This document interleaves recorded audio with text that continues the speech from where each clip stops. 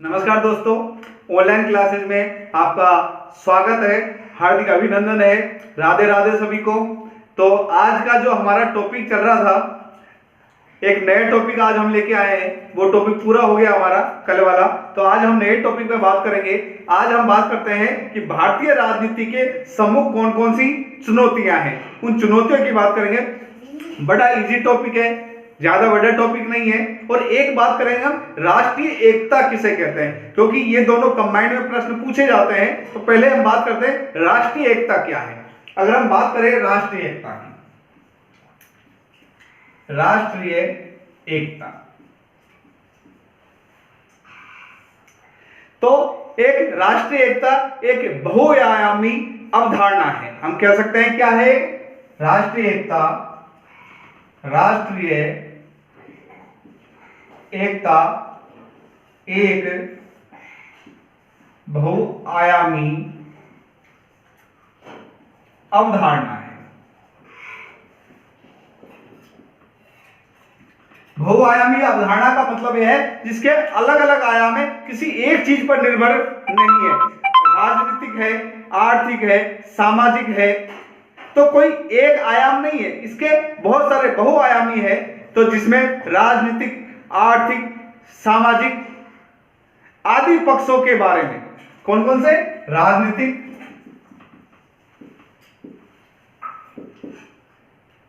है बहु अवधारणा है जिसमें समझ के पढ़ना है, जिसमें राजनीतिक, आर्थिक,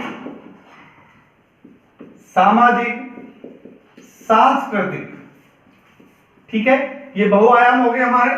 तो राष्ट्रीय एकता एक बहुआयामी अवधारणा है जिसमें राजनीतिक, आर्थिक, सामाजिक आदि पक्ष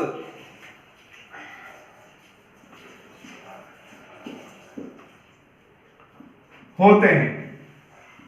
कोई एक पक्ष में राष्ट्रीय एकता नहीं होती, आदि पक्ष होते हैं जिसमें सामान्य उद्देश्य, ध्येय, सामान्य दुखों की अनुभूति होनी चाहिए। उनको प्राप्ति का मार्ग किस तरह प्राप्त करना है, दूसरे के दुखी में क्या है, दुख में किस तरह शरीक होना है, वो ही कहलाती है राष्ट्रीय एकता। तो हम कह सकते हैं राष्ट्रीय एकता एक बहुआयामी अवधारणा है जिसमें अंतरराष्ट्रीय, आर्थिक, सामाजिक, सांस्कृतिक आदि पक्ष होते हैं, जिसका सामान्य उद्देश्य, जिसका एक सामान्य उद्देश्य होता है, सामान्य उद्देश्य होता है। अर्थात जनता का क्या होगा, एक सामान्य उद्देश्य होगा, एक जैसे उद्देश्य होंगे। सामान्य उद्देश्य होता है, सामान्य ध्येय होता है, सामान्य उद्देश्य होता है, सामान्य ध्येय होता है, सामान्य दुखों की अनुभूति होती है, सामान्य दुखों की अनुभूति होती है। क्या होती है, सामान्य दुखों की अनुभूति होती है ना। और उस अनुभूति को प्राप्त किस आधार पे किया जा सकता है, जिसकी प्राप्ति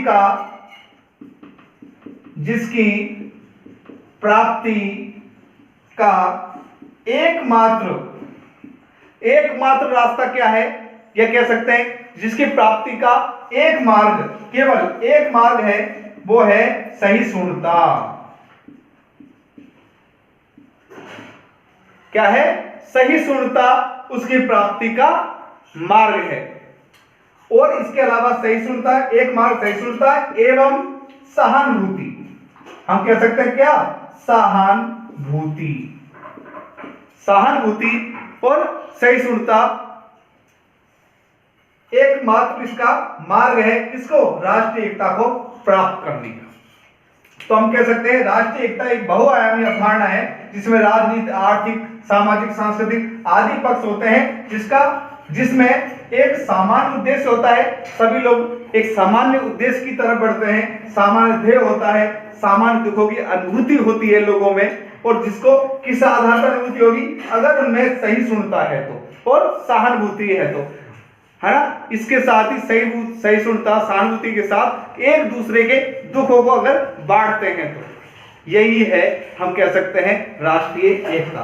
और साधारण शब्दों में अगर हम, ये तो एक हमने क्रिटिकल लैंग्वेज में आपको समझाया, एक सिंपल लैंग्वेज हम कह सकते हैं कि राष्ट्रीय एकता एक भावना है। राष्ट्रीय एकता एक इस तरह की अवधारणा है जिसमें सभी लोग सहिष्णुता के और सहानुभूति के साथ एक दूसरे के दुखों में शरीक होते हैं, उनके समान उद्देश्य होते हैं, समान ध्येय होते हैं, समान खुशियां होती है, और वो एक साथ रहकर आपस में अलग अलग होते हुए भी एक दूसरे के पूरक बने होते हैं, वो होती है राष्ट्रीय एकता।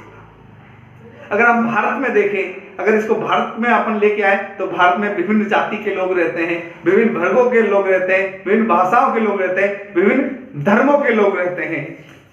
अगर उनके अंदर एकता की इतनी बहुरंगी विविधता होते हुए भी अगर एकता की धारणा हो, वो सभी एक दूसरे के दुखों में दुख समझे, दूसरे का दुख अपना दुख समझे, दूसरे की खुशी अपनी खुशी समझे, जिसकी प्राप्ति का मार्ग है सहिष्णुता। जब तक सहिष्णुता और सहानुभूति होगी, इसके आधार पर एकता कायम हो सकती है। लेकिन इस एकता के सामने बहुत सारी चुनौतियां हैं। भारतीय राजनीति के अंदर एक चुनौती नहीं है, बहुत सारी चुनौतियां हैं। ये तो हमने राष्ट्रीय एकता की बात की, तो राष्ट्रीय एकता एक तरीके से एक अवधारणा है जिसका सामान्य उद्देश्य होता है, सामान्य ध्येय होता है, जिसमें सामान्य दुखों की अनुभूति होती है, जिसकी प्राप्ति का एकमात्र हम कह सकते हैं एक मार्ग है सहिष्णुता और सहानुभूति के साथ साथ एक दूसरे के दुखों को बांटना। अगर हम इस तरह बांट लिया तो हम क्या हो गए, हम राष्ट्रीय एकता के सूत्र में पिरो दिए गए हैं, हम राष्ट्रीय एकता की ओर बढ़ रहे हैं। ये तो हमने राष्ट्रीय एकता की बात की। अब बात करते हैं भारतीय राजनीति के अंदर कौन कौन सी चुनौतियां हैं। भारतीय राजनीति के समक्ष चुनौतियां, भारतीय राजनीति ही नहीं कहेंगे हम, अगर हम कहें भारतीय व्यवस्था कहें, चाहे भारत कहें कि भारत के समक्ष कौन सी चुनौतियां है, सब जगह इसी तरीके के पॉइंटों में हम बात कर सकते हैं। तो भारतीय व्यवस्था लिख देते हैं, व्यवस्था आ जाए, राजनीति आ जाए, कुछ भी आ जाए, ये लिखना है, राजनीति के समक्ष चुनौतियां। आज चुनौतियां आ जाएं, है, या वो चुनौती ने लिखकर क्या लिख दे कि समस्याएं लिख दे कि क्या क्या समस्याएं हैं,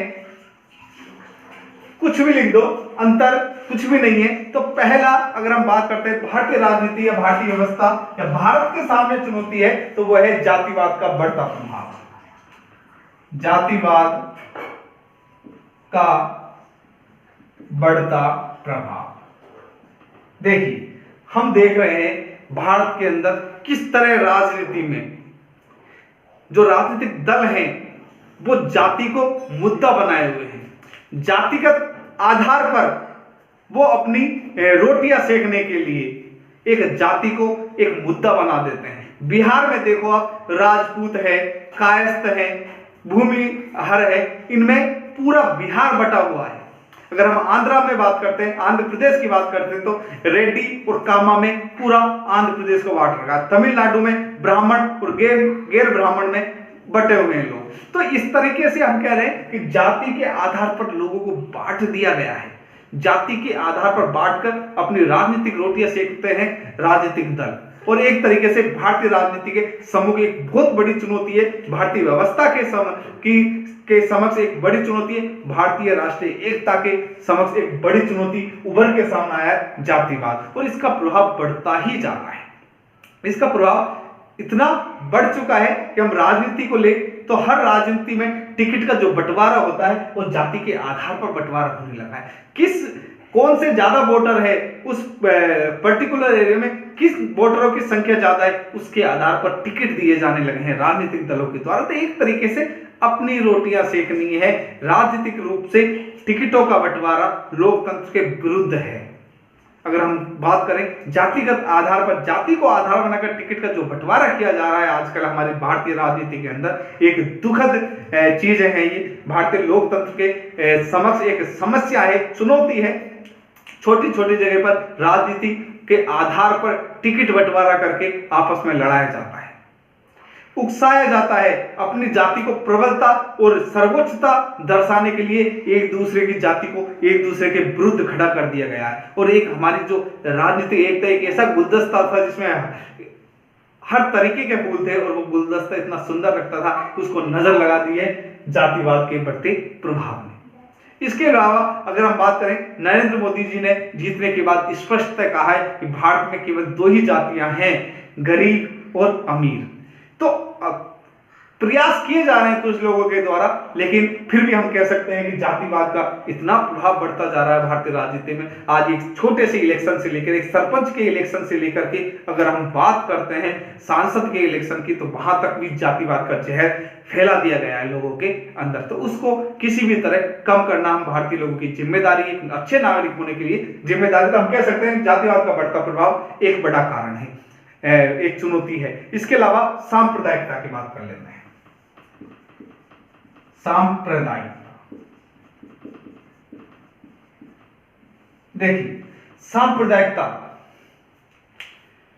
देखिए सांप्रदायिकता ने तो भारत को छिन्न भिन्न कर दिया है, इतना छिन्न भिन्न कर दिया है कि हम लड़ते हैं, झगड़ते हैं, ये हिंदू है, ये मुस्लिम है, संप्रदाय में बट गए, धार्मिक आधार पर सांप्रदायिक झगड़े करवाए जाते हैं। ये भारतीय राजनीतिक सम्मुख एक कलंक है, एक बहुत बड़ी चुनौती है सांप्रदायिकता की। सेकुलरिज्म अगर हम बात करते हैं, उसकी तो बात नहीं कही जा रही है। सेकुलरिज्म को पीछे छोड़कर हम क्या होते जा रहे हैं, सांप्रदायिकता में बढ़ते जा रहे हैं। एक भारत पंथ निरपेक्ष देश होते हुए, एक हमने जो संविधान निर्माताओं ने एक सपना सोचा था पंथ निरपेक्ष बना करके, वो सपने को साकार करने के बजाय हम सांप्रदायिकता में बटे हुए धर्म की राजनीति की जा रही है। ये हिंदू है, ये मुस्लिम है, इस आधार पर डिसीजन लिए जा रहे हैं। अगर हम बात करते हैं टिकटों के बंटवारे की, तो इस आधार पर डिसीजन लिए जा रहे हैं। अगर हम अन्य मुद्दों पर बात करते हैं तो हिंदू मुस्लिमों को लड़ाया जा रहा है, धर्म के आधार पर फायदे उठाकर अपनी राजनीतिक रोटियां, अपनी सरकार बनाने की कोशिश की जा रही है। स्थानीय झगड़ों को राजनीतिकरण किया जा रहा है। राम जन्मभूमि है, बाबरी मस्जिद है, इस तरह के विवादों को उछाले जा रहे हैं। ये क्या है, ये भारतीय राजनीति में एक बड़ी चुनौती है, एक चुनौती के रूप में हमारे सामने आया। तो हम कह सकते हैं ये एक बड़ी चुनौती के हमारे सामने है। इसके अलावा तीसरी बात करें हम, छोटे छोटे राज्यों की मांग, छोटे छोटे राज्यों की मांग। देखिए, हम इतने संकीर्णता के विचार में हो गए कि धीरे धीरे हमारा राज्य, हम जहां अखंडता की बात करते हैं वहां खंड खंड होने की कगार पे आ गए। आज हम एक राज्य में से और टुकड़ा चाहते हैं। आंध्रा से तेलंगाना लगा हुआ, मध्य प्रदेश में भी छोटे छोटे राज्यों की मांग लगातार उठी जा रही है। तो ये मांगे हैं, ये भारतीय एकता, राष्ट्रीय एकता के खिलाफ है। ये बिखराव की स्थिति है, ये बांटा जा रहा है, एक तरीके से हम बट रहे हैं। और आप देखते हो कि एकता में कितनी शक्ति है और बटने के बाद क्या शक्ति रह जाती है तुम्हारे पास। तो एक तरीके से अलग किया जा रहा है, जिस तरह आंध्र तेलंगाना से अलग हुआ, छोटे छोटे राज्य बनाए जा रहे हैं। ये एक बड़ी चुनौती हमारे सामने निकल के आए, और इसमें राजनीति के भी फायदे हो रहे हैं। अपनी सरकार बनाने के चक्कर में वो इस तरीके से बंटवारा कर रहे हैं, जातियों के आधार पर, धर्म के आधार पर, भाषा के आधार पर। आप देख सकते हो भाषा के आधार पर भी इस तरह के किया गया है। इसके अलावा प्रादेशिक सीमा में बंध के रह गए राज्यों की क्या बन गई है, प्रादेशिक सीमा हो गई है। किस तरह हो गई है, देखिए, प्रादेशिकता की सीमा की अगर हम बात करते हैं, हम तो प्रादेशिक सीमा में बट गए हैं। ये राजस्थान है, ये हरियाणा है, ये पंजाब है। हम पंजाब को पानी नहीं देंगे, हम पंजाब का पानी नहीं लेंगे, हम राजस्थान के हैं, हम हरियाणा को ये नहीं करेंगे, हरियाणा राजस्थान को ये नहीं करेगा। हमने पूरे इंडिया की बात नहीं करके हम प्रादेशिक रूप से हो गए। हम कहाँ के, ये बिहारी है, ये बंगाली है, और यहाँ पर हम उनको है की दृष्टि से देखते हैं। राजस्थान में अगर बिहारी लोग आ गए, अरे नहीं ये तो बिहार का है। क्यों भाई, प्रादेशिकता में क्यों, क्या हम इंडियन नहीं है? हम प्रादेशिकता में बढ़ते जा रहे हैं। ये एक बड़ी सीमा, बड़ी हम कह सकते हैं चुनौती है भारतीय एकता के लिए, राष्ट्रीय एकता के लिए, भारतीय राजनीति के लिए। तो एक सम्मुख ये चुनौती उभर के सामने आई है। इसके अलावा आर्थिक विषमताएं इतनी बढ़ गई है, हमारे आर्थिक विषमताएं की बात करें, आर्थिक विषमताएं, एक राज्य बिल्कुल गरीब है, एक राज्य अमीर है, उसके पास बहुत पैसा है, उसके पास बहुत सारी सुविधाएं। बहुत से राज्य ऐसे हैं जिसका आधा राज्य है, वहां पर संपूर्ण सुविधाएं, दूसरी तरफ एक राज्य का पूरा हिस्सा अंधेरे में डूबा हुआ है। तो एक तरीके से आर्थिक विषमताओं ने इतना बड़ा घर कर लिया है कि गरीब और अमीर में बहुत बड़ी खाई पनपती जा रही है। ये मात्र केवल इसी आधार में राज्यों में पनप रही है। बिहार है, वो क्या है, आर्थिक दृष्टि से कमजोर राज्य है। पंजाब है, आर्थिक दृष्टि से अच्छा है। तो ये खाई क्यों उनको हम सुविधाएं केंद्र की तरफ से उन राज्यों को ज्यादा बेनिफिट्स क्यों नहीं दिए जा रहे, उनको उठाने की क्यों नहीं किए जा रहे? तो ये समस्याएं उभर के सामने आई है क्योंकि सभी को समान प्रतिनिधित्व नहीं मिला है। प्रतिनिधित्व किस आधार पर नहीं मिला है कि वहां पर एंटी गवर्नमेंट रही हो, एंटी गवर्नमेंट हो जाती है, वैसे काम नहीं करती है, तो अपनी रोटियां सेकने के लिए वहां विकास कार्यों में अड़ंगे लगाए जाते हैं। तो इस तरीके से खाई बढ़ती गई, आर्थिक विषमताओं की जो खाई है वो लगातार बढ़ती जा रही है। भाषागत विभिन्नता के आधार पर आज हम झगड़े करने लगे हैं। तो एक नई चुनौती और हम कह सकते हैं, हम यहां मैं लिख देता हूं, भाषागत चुनौती, भाषागत विषमताएं कर देते हैं। भाषाओं के आधार पर हमने बांट लिया है। ये कौन है भैया, ये गुजराती है। महाराष्ट्र वाले कहते हैं ये गुजराती है, इसको निकालो। आंध्र वाले कहते हैं ये मेवाड़ी, ये मारवाड़ी है, इनको यहां से निकालो। तो एक तरीके से क्या करें, भाषा के आधार पर आंध्र प्रदेश, महाराष्ट्र, पंजाब, इनमें ये राष्ट्र किस आधार पर बने? आंध्रा भाषा के आधार पर बना, महाराष्ट्र मराठी भाषा के आधार पर बना, पंजाब पंजाबी भाषा के आधार पर। तो एक भाषागत विषमताओं के कारण हमने अपने आप को संकीर्णता की उसमें बांट लिया है। हिंसात्मक गतिविधि हम कर रहे हैं उसके बलबूते पर। महाराष्ट्र में यह कहा जाता है यहाँ महाराष्ट्र मराठियों का, केवल मराठा लोग रहेंगे, दूसरे को नौकरी पर कोई देने आता है, एग्जाम देने आता है, उनको परेशान किया जाता है, वहां नौकरी करने वाले को परेशान किया जाता है। तो एक तरीके से ये क्या है, ये एक बहुत बड़ी समस्या है कि हम भाषा के आधार पर भी बट रहे हैं। जाति धर्म तो बट ही चुके हैं, भाषा ने भी हमको बांट दिया है।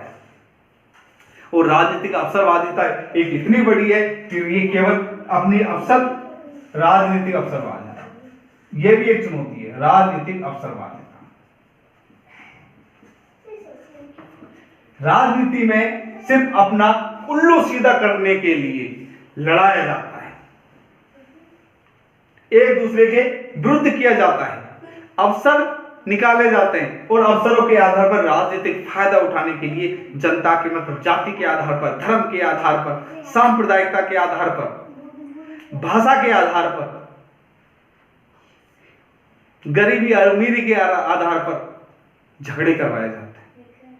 अपने अवसर का फायदा उठाने के लिए केवल अवसर की तलाश में लगे रहते हैं लोग, मौका मिला नहीं और अपना गेम खेलना शुरू कर देते हैं।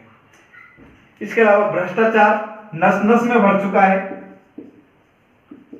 भ्रष्टाचार भारत की नस नस में भर चुका है। इतना भ्रष्टाचार हो चुका है कि हर चीज के लिए पैसे चाहिए। आज छोटे से छोटा काम, तहसील का काम हो, सरपंच के पास साइन करवाने हो, वीडियो के कोई काम हो, सब जगह पैसा चलता है। भ्रष्टाचार इतना बढ़ गया। ये तो बहुत छोटे स्तर के भ्रष्टाचारों की हम बात कर रहे हैं, बड़े स्तर पे देखो अरबों खरबों का भ्रष्टाचार हो रहा है।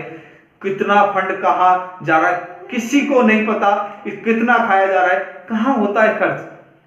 1 रुपया ऊपर से आता है केंद्र से, नीचे पहुंचते पहुंचते 10 पैसे में तब्दील हो जाता है। सभी लोग इस बात को जानते हैं।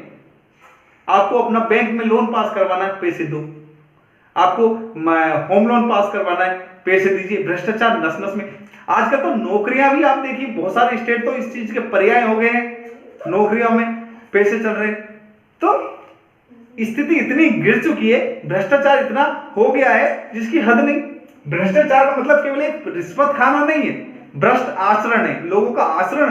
भ्रष्ट आचार मतलब भ्रष्ट आचरण, आचरण इतना गिर चुका है जिसकी हद नहीं। इसमें अंदर नैतिकता समाप्त होती जा रही है लोगों के अंदर। तो एक बहुत बड़ी समस्या के रूप में हिंसात्मक गतिविधियां होती है जिनके कारण तो एक तरीके से ये भ्रष्टाचार है, राजनीतिक अवसरवादिता है, भाषागत समस्याएं हैं, आर्थिक विषमताएं हैं, प्रादेशिक सीमाएं हैं, छोटे छोटे राज्यों में बढ़ चुके हैं हम लोग, सांप्रदायिकता है, जातिवाद है, ये सब के सब एक बड़ी चुनौती के रूप में भारतीय राजनीति के सम्मुख आए हैं। भारतीय एकता के सम्मुख इस तरह की चुनौतियां आके खड़ी कर दी है। हमारे जो सामान्य उद्देश्य और ध्येय और एक दूसरे का दुख बांटना तो दूर, हम दूर होते जा रहे हैं, एक दूसरे से दूर होते जा रहे हैं, ये हमारे साथ में समस्या आ रही है। तो इसके साथ ही हम कहते हैं आज हमारा ये टॉपिक भारतीय राज्य व्यवस्था के सामने चुनौती है पूरा होता है। धन्यवाद। जय हिंद।